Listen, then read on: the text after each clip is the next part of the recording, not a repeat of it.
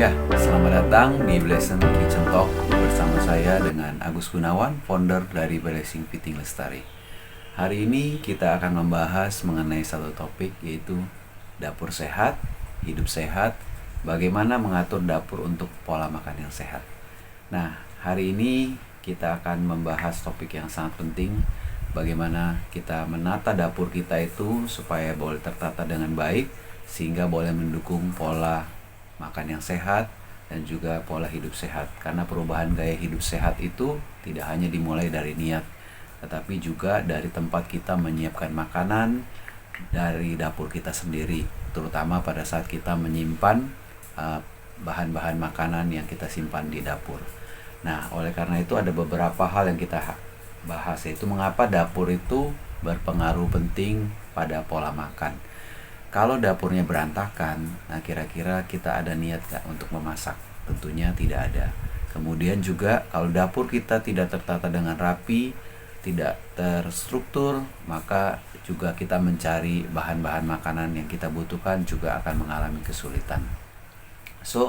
Jadi dapur yang tertata rapi itu sangat penting, dan bersih juga membuat kita lebih termotivasi untuk memasak sendiri, untuk gaya hidup sehat. Nah, penempatan bahan makanan yang sehat strategis membuat pilihan yang sehat jadi lebih mudah dan juga sangat penting. Nah, lingkungan dapur yang mendukung bisa membantu mengurangi konsumsi makanan instan atau junk food. Nah, kemudian kita menata dapur sehat itu juga kita perlu menempatkan bahan-bahan makanan itu di tempat yang tepat. Nah, kita harus tempatkan dalam keadaan bersih, dan kita tata ulang makanan-makanan yang kita taruh untuk makanan-makanan sehat, ya. Nah, keluarkan semua isi pantry kita atau kulkas kita, pisahkan yang sudah kadaluarsa, yang sudah tidak bisa dipakai lagi untuk kita buang. Kita ganti dengan yang baru supaya kita juga bisa hidup lebih sehat dan juga semangat untuk memasak sendiri. Nah, menata ulang ini adalah satu prioritas yang sangat penting, khususnya mengenai bahan makanan yang sehat di tempat yang mudah terlihat. Kadang-kadang makanan itu sehat, tapi karena tertutup oleh barang-barang lain atau bahan makanan lain, sehingga tidak dikonsumsi dalam jangka waktu tertentu. Nah, oleh karena itu kita gunakan toples yang transparan untuk kacang-kacangan, biji-bijian, atau granola agar terlihat lebih menggoda. Nah, apalagi kalau misalnya suka makan almond, kismis, nah kita taruh di tempat yang terlihat sehingga kita tahu ini adalah makanan sehat yang kita butuhkan. Nah, kemudian juga kita buat juga zona khusus untuk makanan sehat. Jadi kita pisahkan antara makanan yang sehat dan makanan yang tidak sehat.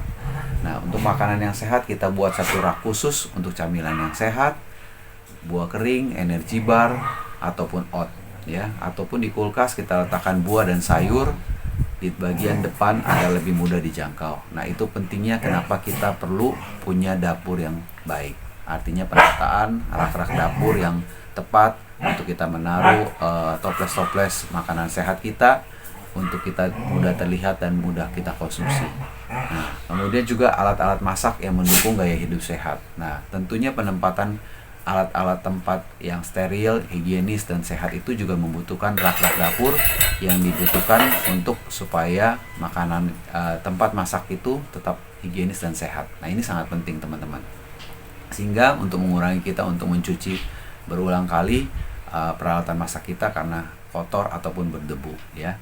Karena itu kita perlu rak-rak dapur yang membantu untuk menata panci, kuali, ataupun spatula di tempat yang tepat dan juga aman. Nah, oleh karena itu alat masak yang mendukung seperti air fryer, slow cooker, steamer itu untuk mengurangi penggunaan minyak, ya. Jadi teman-teman yang mau hidup sehat, nah pakai alat-alat tersebut. Pisahkan alat masak untuk makanan sehat dan makanan mie instan agar tidak tercampur. Mengapa? Karena tentunya kita mau hidup kita sehat dan hidup kita juga lebih terjaga. Nah, oleh karena itu kita juga perlu manajemen waktu kita untuk dalam memasak. Kita rencanakan menu mingguan kita minggu ini apa, dari Senin sampai Minggu, ya. Kemudian kita buat daftar belanja berdasarkan kebutuhan gizi yang kita butuhkan. Lakukan pre-meal setiap awal minggu, potong sayur, marinasi protein, dan siapkan bahan sarapan supaya tidak menunggu waktu yang lama. Kemudian gunakan wadah penyimpanan yang kedap udara untuk menjaga kesegaran dan mempermudah pengambilan ya, karena makanan yang mudah-mudah rusak seperti sayur itu kita perlu tempatkan di tempat yang kedap udara supaya tetap fresh. Nah, kemudian kita juga labelin kapan kita beli dan kapan kira-kira ini expired agar makanan tersebut tidak terbuang dengan sia-sia. So, jadi teman-teman, manajemen waktu di dalam memasak juga sangat penting. Terutama buat teman-teman yang sangat sibuk dan juga bekerja di kantor.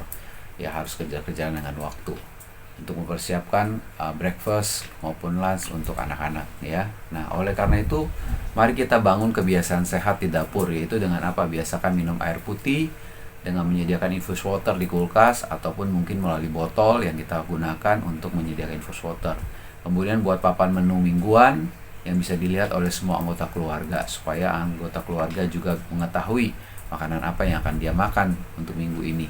Nah, kemudian ajarkan anak-anak tentang makanan yang sehat lewat aktivitas memasak bersama ya. Penting sekali untuk mendidik anak-anak kita untuk memakan makanan yang sehat, terutama untuk makanan-makanan yang penuh dengan serat. Karena banyak sekali makanan-makanan yang dikonsumsi oleh anak-anak kita ini saat ini kurang serat, kurang protein, kurang vitamin, sehingga lebih banyak karbohidratnya. Maka tidak heran banyak yang mengalami obesitas ya. Oleh karena itu penting sekali teman-teman untuk mendidik anak-anak kita dari kecil untuk suka makan sayur. Nah, oke. Demikianlah pembicaraan kita tentang dapur sehat ini.